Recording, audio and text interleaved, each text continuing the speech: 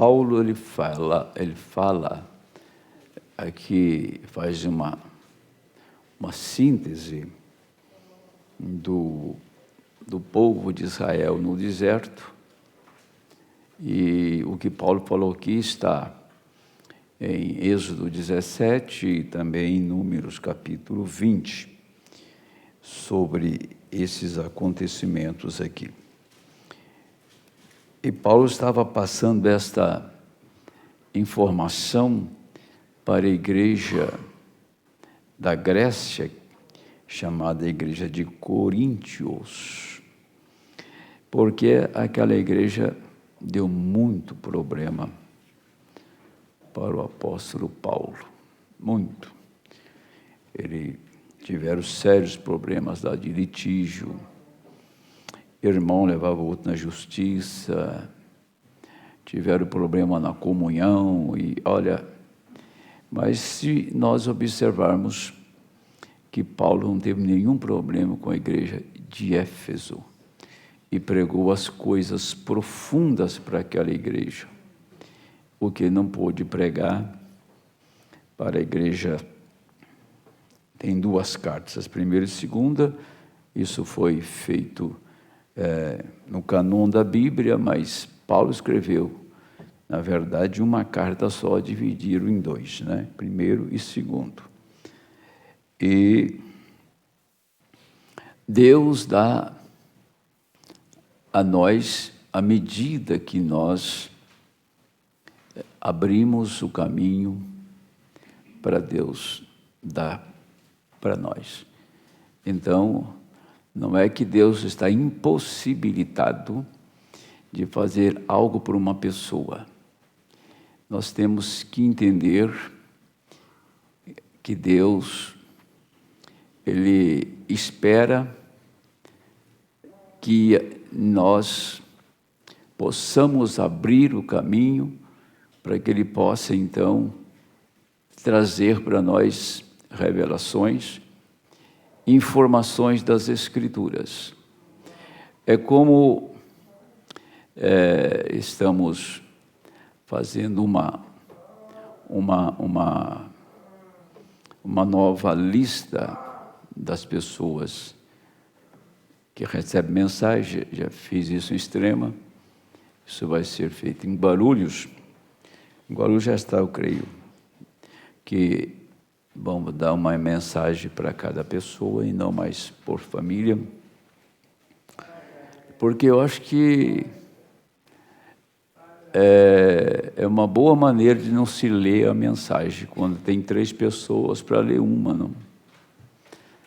Uma mensagem custa R$3, é uma coisa absurda, não?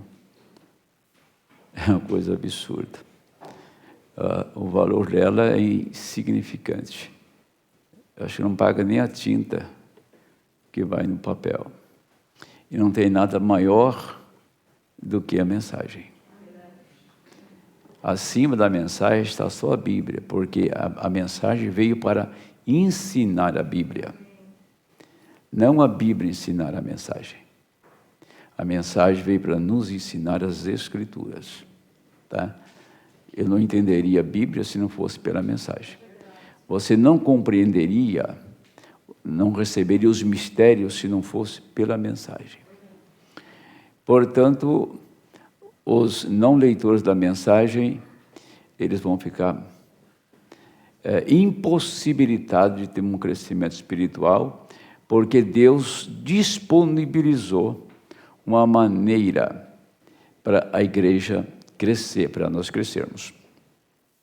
E a maneira é o profeta e a mensagem que o irmão Branham pregou nos seus longos 33 anos de ministério, cerca de 1.150, 1.200 mensagens, e nessas mensagens nós temos todos os caminhos, as portas para entender as Escrituras.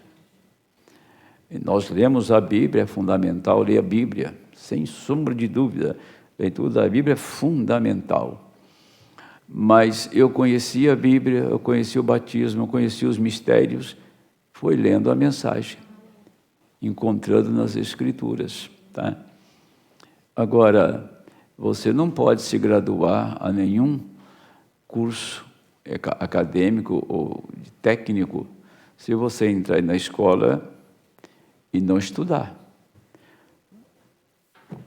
Tem pessoas que ficam 10 anos, 12, 15 numa faculdade e não conseguem sair dali. Eu conheço pessoas assim. Tá? Então, se Deus nos deu o caminho, a maneira dele tratar conosco e nos fazer crescer, e nós não aceitamos ou nós não damos atenção e não dedicamos, então ele não vai tratar conosco por um outro caminho fora da mensagem. Não vai tratar por sonho, você não vai receber isso de uma maneira misteriosa, ou seja, vai descer um anjo e falar com você, te revelar. Você tem que ler, tem que orar, se quiser receber o Espírito Santo. Quando falamos de Espírito Santo, eu creio que eu vou tratar desse assunto o mês que vem, bem detalhado, que as pessoas elas não recebem o Espírito Santo por não saber quem é o Espírito Santo, por não entender a maneira, a obra que ele realiza em nossa vida, por isso que elas não recebem.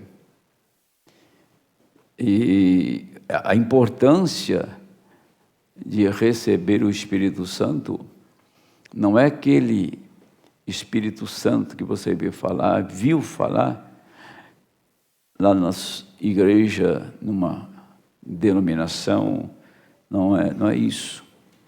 O que a Bíblia ensina é completamente diferente daquilo. Lá eles têm o Espírito Santo, manifestação de dons. Quando tinha dons lá, nem isso tem mais.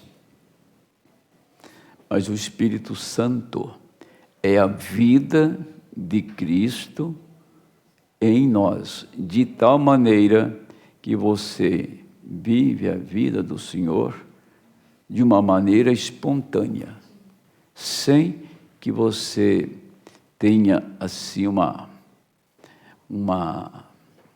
como se diz, um manual para você olhar como que vive a vida de Cristo. Nunca nós viveríamos através de um manual, através de um método. Nós só podemos viver a vida de Cristo através do Espírito que estava em Cristo vivendo em nós. Eu creio que isso é enfático. A Bíblia diz que sem o novo nascimento, nem no céu você chega. João 3. E a gente fica com o coração apertado, porque sabemos que pela atitude, pela vida, pela maneira de vestir, de falar, com quem se associa, pela maneira que ela crê, você sabe que ela não nasceu de novo.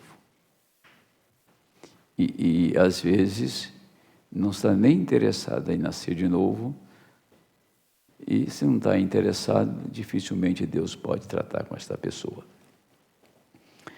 Esse é um culto de oração, estamos falando desse assunto, e vou mostrar em poucas palavras, nesta noite, por que Israel, por que aquela geração morreu. Morreu por um simples fato. O título aqui na Bíblia diz: os murmuradores não entraram na terra prometida. Eles murmuraram contra Deus e contra Moisés. Aí nós pensamos, então eles levantaram a cabeça e desafiaram a Deus. Não foi bem isso. Primeiro, eles acharam que Deus tinha que fazer a maneira que eles estavam pensando. Certo? Mas não era o que eles estavam pensando. A maneira de Deus não era o que eles queriam. E eles queriam fazer com que Moisés desse carne para eles. Moisés desejou a morte, quer saber? Não vamos ler depois isso aí. Desse carne para eles. E depois Deus diz para Moisés falar com a rocha. Ele a feriu 2 vezes. Ali foi a morte deles. É a mesma coisa da gente não estar contente com aquilo que o Espírito Santo está fazendo na sua igreja. Quando você não está contente com aquilo que o Espírito Santo está fazendo na sua igreja, é porque você não tem percebido o Espírito Santo. E você acha que não é o Espírito. E quando é Ele, aí é o sério risco de você passar a linha da misericórdia e não ter mais retorno. Vamos ler a Bíblia. Ora, irmãos, não quero que ignoreis que nossos pais estiveram todos debaixo da nuvem e todos passaram. Deixa eu voltar a minha leitura que virou a página. E todos passaram pelo mar, e todos foram batizados em Moisés, na nuvem e no mar. Todos comeram de um mesmo manjar espiritual. E beberam todos uma mesma bebida espiritual, porque bebiam da pedra espiritual que os seguia. E a pedra era Cristo. Mas Deus não se agradou da maior parte deles, pelo que foram prostrados no deserto. Senhor Jesus, nesta noite, pelo Espírito do Senhor, queremos meditar, pedir ao Senhor. E o Senhor sabe cada coração que está pedindo. Pedida se-vos-á. Buscai e achareis. Batei e abrir-se-lhe-á. Assim está escrito. Então não é um pedido formal. É um pedido, um clamor, um gemido, uma necessidade da alma.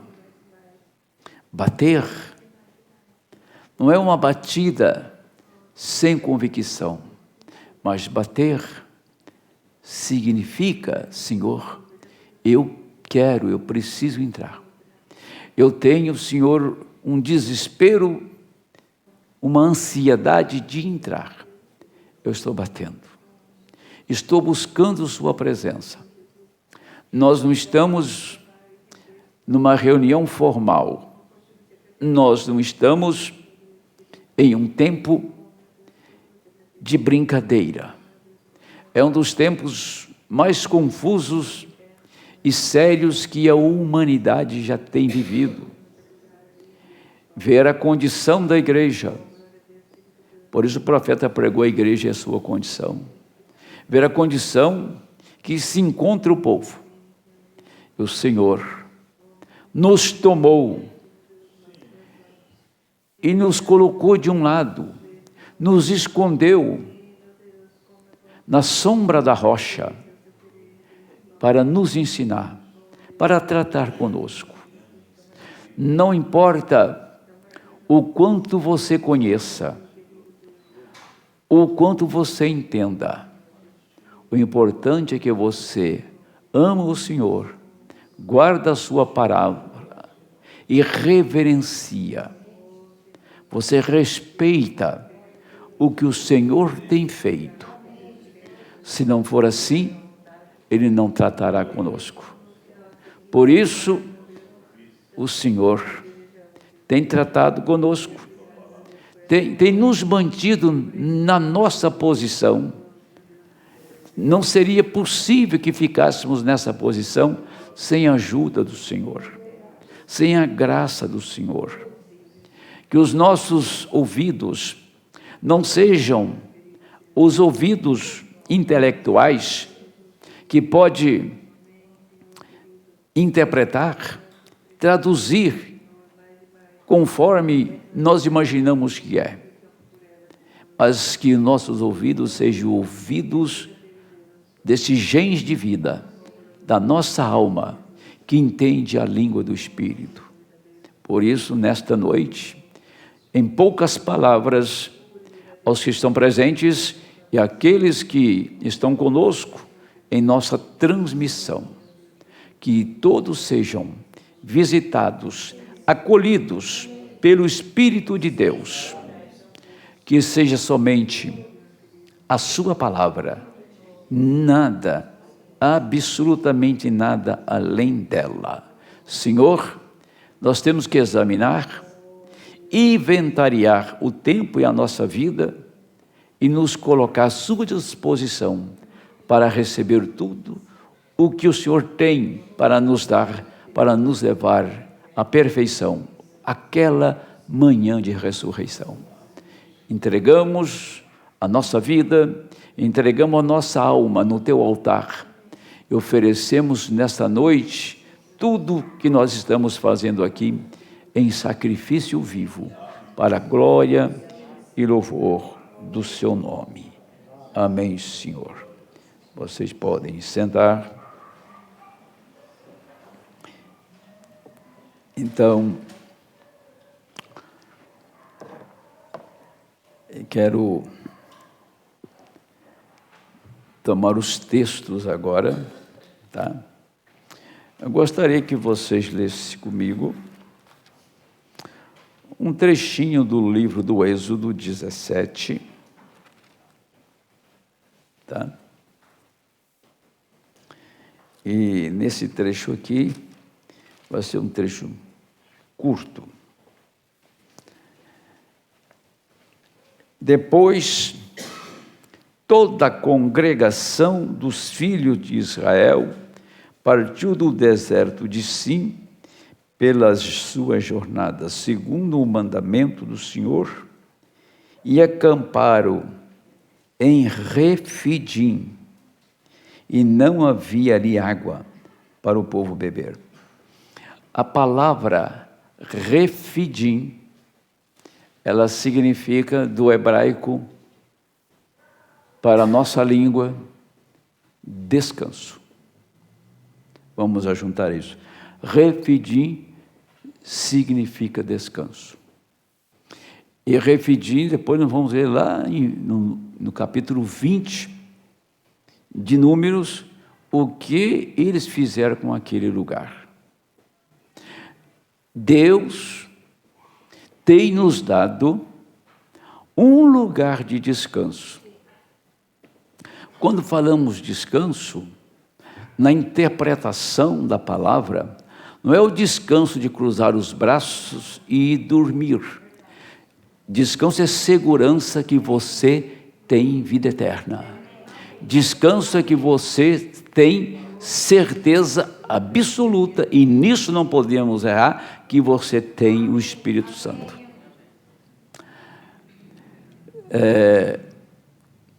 Você sabe que nós não podemos mudar a vida de ninguém. Você sabe que nós não podemos convencer ninguém. Deus permite que nós tenhamos a nossa própria experiência, isso é individual. Aí ele não está tratando de marido, de mulher, de filho, de mãe, de pai. Está tratando com o indivíduo. Você não é capaz de mudar uma pessoa. Somente Deus pode fazer esta mudança. Isso nós vivemos a vida inteira ao nosso redor. Tem pequenas coisas que é tão simples para ser mudada no nosso conceito, mas para quem é portador daquele problema, ele nunca dá conta. Ele nunca dá conta de mudar aquilo. Pequenas coisas que não faz nada de bem para ele, que não lhe ajuda em nada. E aquela pessoa tem consciência que aquilo só o atrapalha, mas ele não consegue mudar. E a gente vê do lado de fora, por que aquela vida não se levanta, não enfrenta e faz uma mudança. Tem que haver dentro de nós uma predisposição para lutar. Primeiro passo, uma predisposição para lutar. E uma vontade de vencer. Uma vontade de vencer, como você está com muita sede, procurando por um copo d'água fria. Esse é o desejo. Então esse desejo tem que estar dentro de nós, para receber o Espírito de Deus. Por quê? Olha, eu quero dizer uma coisa para vocês que estão me ouvindo. Esses crentes, que em toda a igreja tem, que é formal, esquentador de banco, eles vão ter um desfecho muito ruim. Eles vão ter um desfecho muito ruim. Por quê? Porque ele nunca deixou Deus tratar com eles. Não é questão da gente estar numa religião, numa igreja, ou crer na mensagem que resolve o nosso caso. A maioria dos casos, as pessoas que vieram para a mensagem, foi pior para eles. Foi pior. Porque eles desviaram. Eles tomaram o caminho errado. E por coisa minúscula, uma quinquilharia que não valia nada, mas para ele aquilo se tornou importante. Lógico que tem muito a ver, tem uma palavra chamada índole. Essa palavra chamada índole, se você analisar ela, é uma coisa que está na pessoa. É como o caráter. Tem pessoa que nasce num ambiente que você pensa, isso não vai funcionar. Isso não vai dar nada. Mas ela nasceu com um sistema lá dentro dela e que ela deseja ser uma pessoa, ela deseja se projetar, ela deseja ser um homem que as pessoas o respeitam. A pior coisa do mundo é a pessoa não dar respeito. E quem não dá respeito, não espere que ele vai ser respeitado. Não vai ser respeitado. Então, eu conheço pessoas que o pai e a mãe nunca entrou um dia nessa igreja, mas são cristãos verdadeiros. Então não foi o pai e a mãe que foi a influência deles. Tá? Tem outros que a família luta a vida inteira, não dá nada. Tem outro que luta e abre o seu próprio caminho. Não depende de ninguém para abrir caminho. O outro, nem dando caminho aberto, ele consegue andar. Está diante de nós, poxa. Está diante de nós. É muito importante a gente saber para quem deve dar apoio e de quem devemos retirar apoio. Porque o nosso apoio vai ser pior, entendeu? Do que não dar apoio. Vai ser pior, porque vai levar a pessoa a se perverter ainda mais, quando ela encontra um lugar para ela descansar e se encostar. E quando ela não tem apoio, ou ela vai nadar sozinho, de braçada, ou ela morre afogado. Essa é a verdade. Entendeu? Aquela história, aquela palavrinha, aquele trocadilho que os brasileiros falam, que se você deve ensinar a pescar e não dar o peixe, não é isso? É simples isso, né? Mas nós estamos lendo aqui, e quero que vocês observem. Eu parei repetindo, não é? E não havia ali água para o povo beber. Deus levou eles num lugar que não tinha água. Agora, presta atenção, se eles observassem o Deus dos céus, pegou água cristalina e pura no Egito, inundou de sangue. O Deus dos céus, nós tínhamos uma torrente de água em nossa frente, que jamais um mortal seria transportado por ela. E o Deus do céu mandou um vento oriental e abriu um caminho para nós.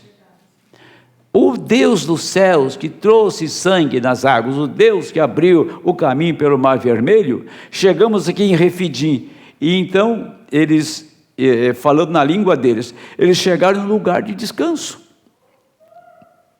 mas não tinha água, então era apenas chamar por água, porque o Deus que tirou piolho e pragas onde não tinha, tiraria água para eles, mas é lugar de descanso. Olha, o Senhor te tirou de alguma coisa que não prestava, isso eu tenho certeza.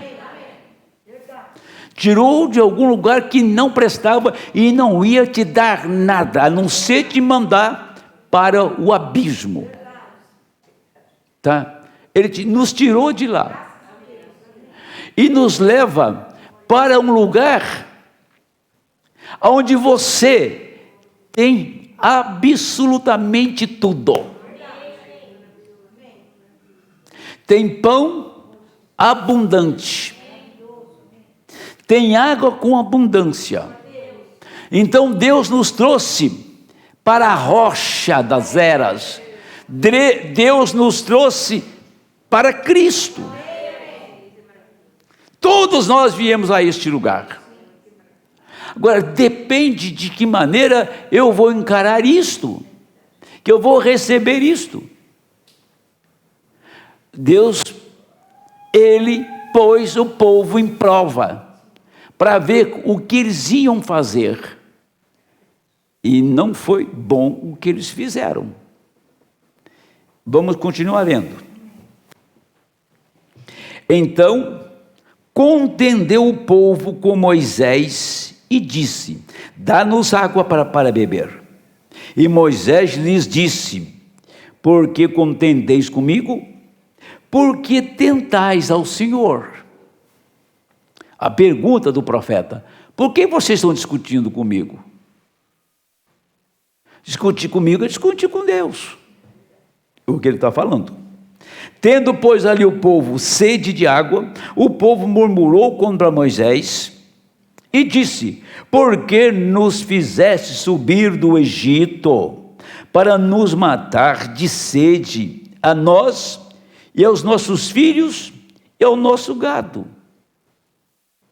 Olha como Deus aborreceu com eles a partir daqui. E clamou Moisés ao Senhor, dizendo: que farei? Este povo daqui a pouco me apedrejarão. Então disse o Senhor a Moisés: passa diante do povo, toma contigo alguns dos anciãos de Israel, e toma a tua mão, e toma na tua mão a tua vara com que feriste o rio, e vai. Eis que eu estarei diante de ti sobre a rocha, em Horebe. A experiência de Moisés lá em Horebe, quando ele viu uma sarça ardendo. E tu ferirás a rocha, e dela sairão águas, e o povo beberá. E Moisés assim o fez diante dos olhos dos anciãos de Israel. E chamou o nome daquele lugar Massá, Meribá, por causa da contenda dos filhos de Israel, porque tentaram ao Senhor, dizendo: está o Senhor em nosso meio, ou não? Quer dizer, de Refidim, que é lugar de descanso, tornou-se Massá e Meribá, rebelião, contenda. Essas duas palavras significam rebelião e contenda. Toque na rocha.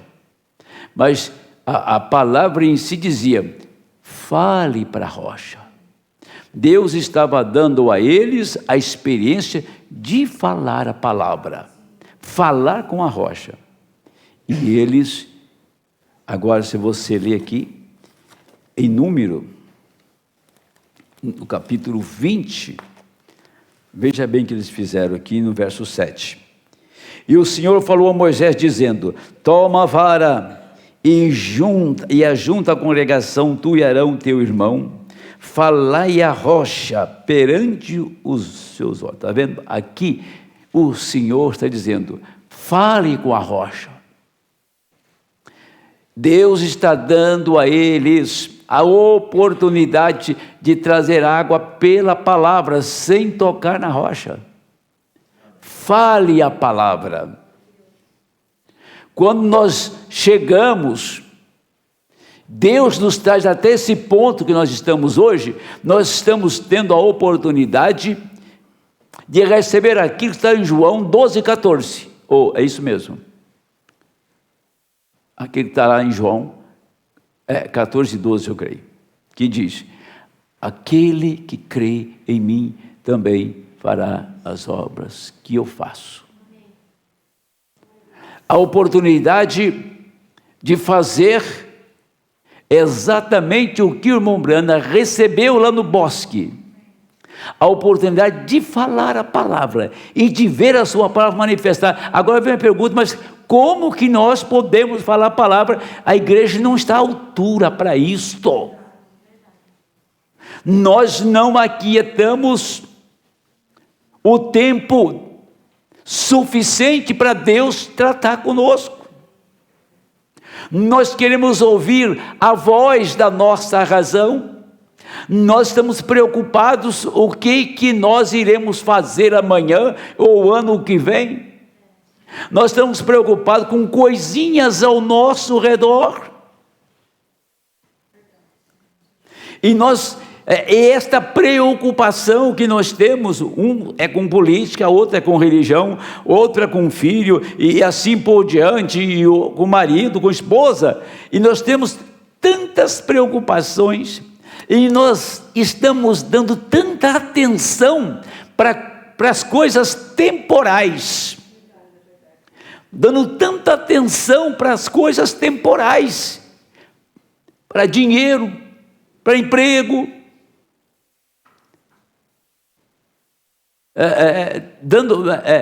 prendendo nossa atenção com outra coisa. E a gente, quando chega na presença de Deus, até a coisa chegar, assentar e desvanecer todas as nossas preocupações, até chegar esse tempo,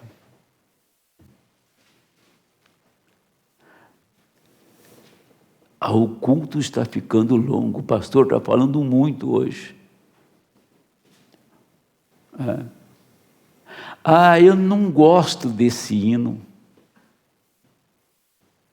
Falando sério. Eu queria que muita gente fosse congregar lá em Jeffersonville. Já tem um órgão de lado, um piano do outro, e só canta hino que o irmão Brana cantou. Vai congregar lá. E fala para o irmão Zé Brana mudar os hinos. Ou Deus não aceita aquilo que está lá. Entendeu? São coisas que não vai ajudar em nada, só vai te atrapalhar. Nós estamos preocupados com coisa que não vai, que não é o caso. E essas preocupações que nós temos nos afasta de Deus. Preocupa com pequenas coisas. Virar esses bancos contrários, pôr o púlpito para lá, no fundo da igreja, talvez alguém pense assim, né? Estou dando só ideia, né? Colocar um pastor aqui que não esteja o cabelo branco, mas um cabelo preto, que seja mais novo também, mais dinâmico. Eu não sei o que as pessoas, o que passa na cabeça delas. É por isso, como que Deus vai pôr a palavra dele na boca de uma pessoa que só murmura? Que só fala o que não deve falar? Em vez de murmurar, ore, vá orar, buscar Deus. Eu tenho orado a Deus mais de 30 anos por uma situação nessa igreja aqui, mais de 30, e vou continuar orando. Então, acontece que o povo não ficou preocupado em chamar água da rocha, mas de dizer: Moisés, tem uma coisa, você quer ver uma coisa? Vou pegar uma passagem da Bíblia para você ver só, como que esse povo era terrível. Deixa eu ver se eu encontro aqui.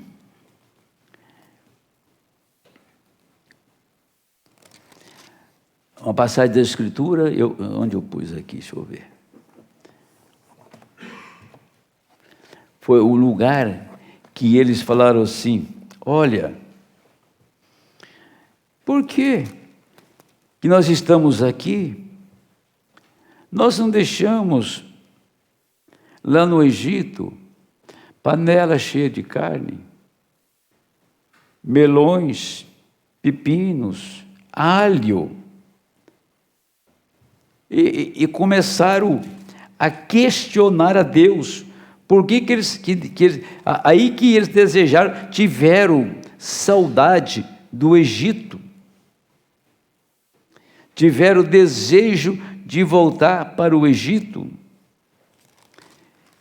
Então eles nunca esqueceram o Egito, nunca esqueceram a vida. Quem diz que tinha panela de carne lá? Lá tinha escravidão, tá? Mas no conceito deles, né? Aqui você... O Senhor falou a Moisés, dizendo: toma a vara e ajunta a congregação, tu e Arão, teu irmão, e falai a rocha perante os seus olhos, e dará as águas. Fale a rocha. Assim lhes tirarás água da rocha, e darás a beber à congregação e aos seus animais. Então Moisés tomou a vara de diante do Senhor, como lhe tinha ordenado. E Moisés e Arão reuniram a congregação diante da rocha. E Moisés disse-lhes: ouve agora, rebeldes. Moisés estava nervoso. Ouve agora, rebeldes. Porventura tiraremos água desta rocha para vós? Então Moisés levantou sua mão e feriu a rocha 2 vezes, e com sua vara, e saíram muitas águas, e bebeu a congregação e os animais. E o Senhor disse a Moisés e a Arão: porquanto não me crestes a mim, para me santificar diante dos filhos de Israel, por isso não metereis esta congregação na terra que lhes tenho dado. Eles decretaram a sentença: não vou pôr eles mais na terra. Eles passaram a linda misericórdia e vão morrer no deserto sem salvação. É o que nós estamos vendo aqui. Mas um povo que saiu com o profeta, com a mensagem, com o pilar de fogo, com o maná, eles viram o mar abrir, eles viram o inimigo morrer afogado diante deles, tiveram uma festa depois que atravessaram o mar, uma festa pentecostal. Agora esse povo chegou nesta condição aqui. O que eu vou dizer não é que eles estavam cansados, é o espírito que estava neles do Egito, que nunca os deixou. Eles nunca abandonaram aquele espírito. O problema é que eles atravessaram o mar e trouxeram o Egito dentro dele. Atravessaram o mar e trouxeram dentro deles. Aí, com o tempo, bateu a saudade da terra do sofrimento. Isso é falta de eleição. Aí o Senhor diz: Estas são as águas de Meribá, porque os filhos de Israel contenderam com o Senhor, e o Senhor se santificou neles. Agora, vamos lá. Veja o que o profeta disse. Então, se você ficar contrário à palavra, aquele espírito em você vai contrário ao que a palavra diz. Então, isto não é o Espírito Santo. Isto é o diabo personificando o Espírito Santo. Vocês veem onde chegamos sobre isto? Alguns de nós falamos em línguas, nós tivemos gritos fascinantes e coisas assim, e negamos todas estas outras coisas. Nós sofremos tudo que não estava na Escritura para entrar na igreja. Onde chegamos hoje? Nós voltamos para um outro deserto, organização árida. Nós organizamos, nós perdemos nossa água. Isso foi exatamente o que Pentecoste fez, quando começaram a organizar, começaram a romper o companheirismo e dizendo: bem, agora nós não associaremos se esse sujeito crê nisto. Vá em frente e permaneça com ele até que ele venha para a palavra de verdade, o conhecimento de verdade, seja o que for, deixa ir de qualquer forma, apenas prossiga como irmãos. E o profeta, essa mensagem é sempre presente, água da rocha. Deus nos ensina uma lição. Moisés não estava suposto a dizer: agora, nós iniciaremos uma coisa nova aqui agora, organizaremos e construiremos a igreja católica. Esta foi a primeira coisa que eles fizeram. Não. Então, após um tempo, nós iniciaremos algo novo, tirado disto, nós construiremos a luterana, então veio a anglicana, então veio a batista, e o que mais? A campbelita, e a igreja de Cristo, e anticristo, todas as outras coisas. Vejam, todos eles começaram indo um após o outro, formando denominações e organizações. Aquilo não era isto. O que era então?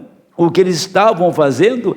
Eles estão ferindo a rocha outra vez para começar algo novo. Nós não precisamos de uma nova doutrina. Cada homem na Bíblia que foi batizado no nome de Jesus Cristo, cada homem na Bíblia que tinha o Espírito Santo, veio para o caminho de Deus, exatamente da maneira que Deus estabeleceu no princípio. Eles fizeram a mesma coisa, eles tiveram a mesma experiência, os mesmos sinais, os seguiram, as mesmas obras os seguiram, porque eles viviam pela rocha, eles obtinham a mesma água, obtinham a mesma palavra. Deus quis dar uma experiência para eles lá em Refidim, e em vez deles receber a experiência, chamaram Moisés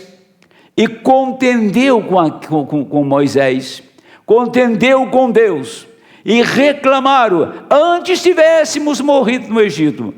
Quer dizer, eles tiveram a oportunidade de ver as maravilhas de Deus, tiveram a oportunidade de ter um profeta, de ouvir a voz do Senhor, tiveram a oportunidade de ver uma rocha dar água para 2 milhões de pessoas em seu gado, e a rocha seguiu aquela gente até no destino deles. Tudo isso eles viram, mas nenhum deles chegou do outro lado. Todos morreram no deserto. Agora, se você observar, lá, quando isso aconteceu, foi quando então eles foram enfrentar uma grande batalha. Sabe o que Deus fez? Deus tomou, eram os amalequitas, depois desse assunto da rocha aqui, e enfrentar os amalequitas. E Moisés não foi na luta com os amalequitas. O pior povo que tinha era aquele amalequita. Moisés e Arão e Ur, irmão de Arão, subiram no monte. E Josué foi à luta. E lá no monte, Moisés levantava a mão, Israel prevalecia. Ele não aguentava o peso da mão, descia, os amalequitas prevaleciam. Arão e Ur tomaram os braços de Moisés e seguraram. E quando o braço de Moisés estava levantado, todo o inimigo estava sendo abatido. Aí Arão e Ur tomaram uma grande pedra, uma de cada lado, e colocaram as mãos de Moisés sobre a pedra, a rocha, lá no alto. E lá do outro lado, lá embaixo, estava o guerreiro Josué, e ele não deixou um amalequita vivo. Moisés não estava na luta, Arão não estava e Ur não estava na montanha. Então o que aconteceu? Lá do outro lado, tinha alguém que não precisava estar na peleja, porque tinha vindicação de Deus, tinha comissão para levantar a mão e Israel prevalecer, depois descansar sobre a rocha. E Josué estava na batalha. Esta igreja está na batalha. Essa igreja está lutando agora mesmo.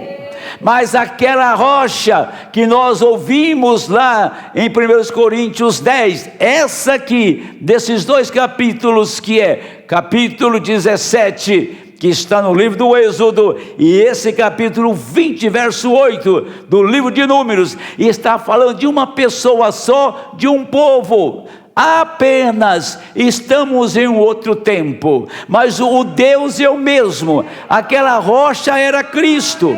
Aquelas duas pedras debaixo da mão de Moisés era Cristo. Moisés era o profeta. Tinha dois sacerdotes ao seu lado, que eram os dois irmãos, que era Ur e Arão, irmãos de Moisés. E lá embaixo o grande guerreiro. Deus está olhando para essa igreja, e essa igreja não perde uma batalha, porque aquilo foi representado em Josué, foi representado em Moisés, mas o Senhor tem enviado uma mensagem, tem enviado um profeta, e Deus tirou o seu profeta, mas nós estamos batalhando com a mesma mensagem que Deus enviou.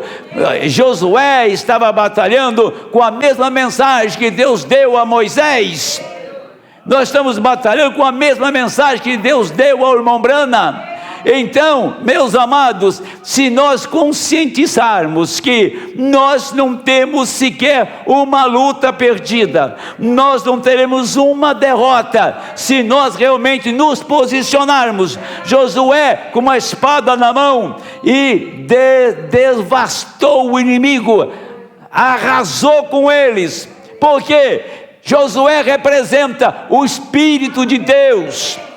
E lá estava Moisés representando Cristo, e ele na batalha. Então, meus amados, nós temos que considerar isso que veio em nossa mão, isso que Deus nos tem dado. Se a igreja não tem vencido, não é por falta da palavra, não é por falta do Espírito Santo. Se ela não tem vencido, é porque não tem parado para meditar, porque nós sempre, como é inerente do ser humano, procurar o caminho mais simples, procurar o caminho mais adequado, o caminho que dá menos trabalho, o caminho que dá menos canseira. E Deus dá caminhos para nós que às vezes é difíceis. Deus nos dá caminhos muitas vezes que você pergunta: meu Deus, é isso mesmo?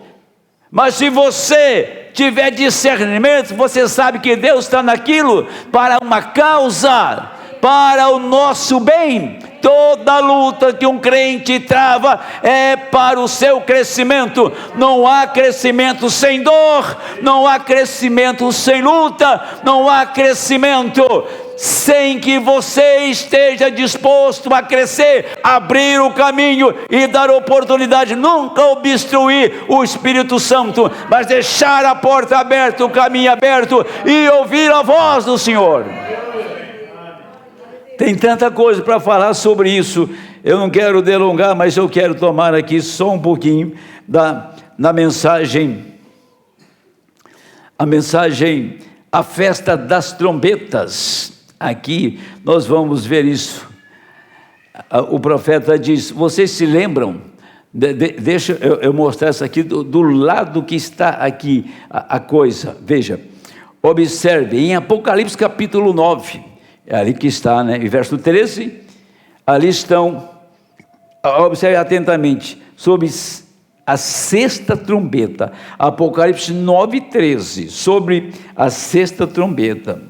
Observem, havia 200 milhões de cavaleiros que tinham sido presos junto ao rio Eufrates, os quais foram soltos sobre a sexta trombeta. Agora não há 200 milhões de demônios, de cavaleiros no mundo, mas havia 200 milhões de cavaleiros. Observe isto, quero que vocês anotem isso, de modo que vocês possam ler. Não eram cavalos naturais, eles respiravam fogo e tinham couraças de jaspe e tinham caudas, e a extremidade da cauda parecia uma serpente, e a cabeça de uma cobra na extremidade disto picando. Isso, está vendo? Eram cavalos espirituais, diabos espirituais, cavalos de guerra que tinham estado presos junto ao Eufrates. E por todos estes anos, o diabos sobrenaturais, que era isto? O antigo Império Romano sendo revivido, a perseguição dos judeus. Eles tinham estado presos por quase 2000 anos, junto ao rio Eufrates. Não podiam cruzar até a promessa. Uma seita religiosa que estava tentando chegar outro lado outro lado, Eufrates, vocês sabem, passa pelo Éden, mas eles estavam presos lá. 200 milhões de diabos de perseguição. Agora, aqueles eram demônios presos por uma seita religiosa chamada de Eufrates, que era o sistema católico. E aqui eles passaram, note bem isso, você vai entender o que eu estou dizendo. Eles passaram ao longo de 1000 anos, eles mataram 68 milhões de cristãos, eles queimaram, eles decapitaram, eles fizeram os cristãos de alimento para os animais, e foram longos anos de muita perseguição e morte. Era o Império Romano. E esse Império Romano, ele mudou a sua estratégia, quando tornou-se Roma papal, mudou a estratégia. Então, eles não estavam matando mais ao fio da espada. Eles vieram fazendo isso até nos dias de Lutero. E agora, então, fizeram um movimento eclesiástico. Você percebe, então, que foram mortos 6 milhões de judeus. Aí o profeta fala, era o Império Romano se despertando. A antiga Roma se despertando. E fizeram aquilo com os judeus. Mas enquanto eles estavam matando os judeus, Deus estava aguardando aqueles judeus. Eles iam para as câmaras de gás, eles morriam e eles iam para a sepultura. E o Senhor deu para eles vestes brancas e mandou que esperasse um pouquinho mais. Mas aquele Império Romano, ele mudou. Agora o profeta diz que é uma perseguição eclesiástica. É uma perseguição religiosa, que você não percebe a astúcia do diabo. Eu podia ler o texto todo aqui para mostrar o profeta dizendo, agora é o mesmo demônio que matou ao longo das eras negras, que matou o judeu, é o mesmo demônio, só mudou a sua faceta, mudou a sua maneira, e torna-se religiosos, e entra entre as igrejas, e faz todo esse movimento no mundo, e está matando muito, muito mais do que 6 milhões de judeus que morreram, matando de uma maneira religiosa, para enganar o povo, enquanto Satanás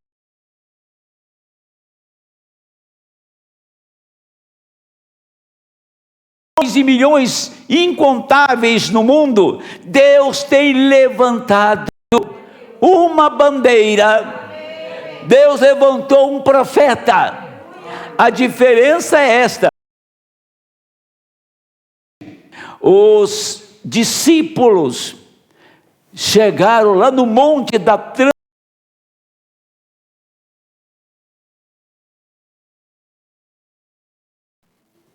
era Jesus que estava ali transfigurado, tinha Elias e Moisés ali. Aí surgiu uma pergunta para eles, surgiu uma interrogação. Olha, nós lemos no nosso profeta, que diz que Elias virá primeiro, para depois vir o Messias. E o Senhor disse para eles, olha, sabe de uma coisa? Elias já veio e vocês não viram. O Elias que eu estou falando esteve entre vocês, é João Batista. Aí o profeta fala assim, mas no tempo da segunda vinda não é assim. Quando eles descobriram quem era João, que era o profeta Elias, o precursor da primeira vinda, o Messias já estava com eles. Eles não conheceram João, não sabiam quem era João, só ficaram sabendo quando o Senhor revelou para eles, lá na transfiguração. Nunca o Senhor disse isto antes para eles. Nunca falou disso para eles. Mas ali era o momento dele revelar. Primeiro, ele se transfigura. Agora eles conhecem o Senhor em duas maneiras. Conhece o homem e conhece ele no estado glorificado. Agora ele sabe que é o Messias. Era 3. Foi revelado aos 3. E disse, vocês não vão contar a ninguém isto, até que o Filho do Homem ressuscite dos mortos. Tem coisa que não adianta você falar. O silêncio é muito mais produtivo do que falar. Tem coisas que você fala só para ficar pior, porque a pessoa vai revidar, vai querer discutir, vai querer arrazoar, contender, e traz maior prejuízo. Então tem coisas que não fala. Viva a palavra, viva o seu dia a dia, deixe o Senhor cuidar do assunto. Tem coisas que você não põe a mão, o Senhor diz: não põe a sua mão, porque a minha está lá. Se nós pensarmos, se vocês entenderem, meus amados, que é muito mais eficaz você deixar na mão de Deus, tá? E não pôr a sua. Se a gente entender isso aí, nós vamos ter muito menos problemas por diante, tá? Você confia no Senhor, você confia em sua palavra, você confia em sua promessa, deixa o Senhor cuidar. Quantas pessoas eu falei, não faça, ele fez. Quebrou a cara, mas está aí. Quebrou a cara, mas está aí. Se arrebentou. Então, se eu ficasse quieto, ia dar, a conclusão era a mesma. Nós chegaríamos no mesmo ponto. No mesmo ponto. Então, observe uma coisa. Ele liberou esses demônios religiosos, e esses demônios não têm mais nada que fazer lá fora. Agora estão proibindo a Bíblia nas repartições públicas. Diz que a Bíblia é um livro erótico. Loucura, né? Está lá. Diz que é um livro erótico, é um livro homofóbico. E vai por aí os comentários, né? Isso aí não quer dizer nada. Isso aí não quer dizer nada. Essas pessoas que estão falando têm que falar mesmo. Elas não têm outra coisa a fazer. Mas quando nasce um grupo entre o povo que recebeu um profeta e quer delegar ordens para o próprio profeta, delegar ordens dentro da própria mensagem, aí o terreno é diferente. Quando Israel quis delegar ordem para Moisés, o fim deles que deu. Quando Israel reclamou com Moisés e diz: por que você trouxe a gente aqui? Olha a situação nossa, nossos filhos, para morrer de sede e fome no deserto. Foi quando Moisés subiu, começou a orar ao Senhor e pediu a morte. Senhor, eu não aguento mais esse povo, tira-me, mata-me. Lá no Êxodo, Deus disse: Moisés, chame os anciãos. Ele chamou os anciãos, chamou 70 homens. Ele pegou o espírito de Moisés e pôs naqueles homens. Sabem disso? Podia ler todos esses textos, é muito edificante nessa noite. Pôs naqueles homens, e aqueles homens produziram exatamente o que Moisés estava produzindo. As pessoas não iam mais a Moisés, iam a estes homens. Então eles receberam o Espírito de Moisés, e Moisés continuou sendo o mesmo Moisés. Então Deus toma o Espírito que estava sobre o irmão Branham, e o irmão Branham não foi entendido, o irmão Branham foi combatido, o irmão Branham foi rejeitado, o irmão Branham até hoje está levantando gente contra ele, e aí agora muito mais. Porque se o irmão Branham fosse um grande homem denominacional, ele estava aí em todos os livros que se escreve de história no mundo. O irmão Branham seria falado hoje, comentado. O dia que ele morreu, ia ter um feriado na América, ia levantar a bandeira lá na Casa Branca, meio mastro, e o presidente ia lá, ia fazer um cortejo. Não foi ninguém. Entendeu? O Billy Graham, quando morreu, veja o cortejo fúnebre dele. E veja o do irmão Branham, para você ver. Então, hoje, o irmão Branham está tão presente hoje em nosso meio, que a sua mensagem está aqui, e nós não podemos separar a mensagem do mensageiro. Agora, levanta um povo para questionar o profeta. Quando você questiona a mensagem, está questionando o irmão Branham. Para questionar o irmão Branham, questionar o profeta. E esse povo que questionou se deu muito mal, pereceram. Então agora não tem mais um holocausto como em 45, e não tem mais arena como no antigo Império Romano, mas tem demônios soltos por todos os lados, em nome de religião, e lá não tem mais carne para eles comer, porque está tudo na mão deles.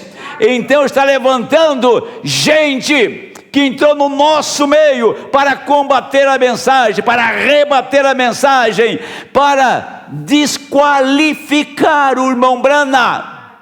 E esses demônios também trabalham em outra esfera, desanimando, desencorajando as pessoas. Diz: eu não vou mais em lugar nenhum, não vou mais na igreja, porque tudo é a mesma coisa. Lá é a mesma coisa, a outra igreja, já fui em 10 igrejas, são todos iguais, nenhuma serve. Esse é um espírito terrível, porque se você tem o espírito do irmão Branham, como aqueles 70 tinham o espírito de Moisés, eles eram capazes de ter uma resposta nas horas de adversidades, ter uma resposta para os problemas que surgiam. Nós temos a resposta sim. Quando o diabo fica ouriçado, Deus nos tem dado uma resposta para esta hora. Você na sua casa tem a resposta, nós temos a resposta, nós temos a palavra, nós temos a mensagem, nós respondemos para o diabo sim. Se aquele espírito que guiou o irmão Branham está te guiando, você tem a resposta. Esse mesmo Espírito Santo, ele te ungirá, como ele ungiu William Branham. E você quietamente, quantos desafios o irmão Branham nunca deu atenção? Quantos desafios, quantos insultos, ele nunca deu atenção. Não vale a pena. O que o inimigo quer é propaganda, que o inimigo quer se projetar. Deixa ele se matar sozinho, deixa ele brigar sozinho, deixa ele se arrebentar sozinho. Continue servindo a Deus, continue adorando o Senhor. Tenha este lugar que Deus te deu como a melhor coisa da sua vida. Tem esse lugar que Deus te deu no corpo de Cristo, na mensagem. Preserve, ame isso, guarde isso. Isso é o seu tesouro. É o reino dos céus aqui na terra, no coração humano, que nos fez verdadeiros crentes desta hora.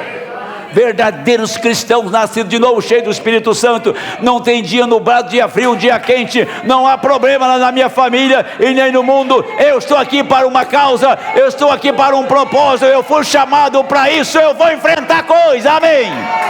Aleluia. Não há lugar para covardes na mensagem, há lugar para heróis. Deus abençoe. Vamos ficar em pé em nome do Senhor.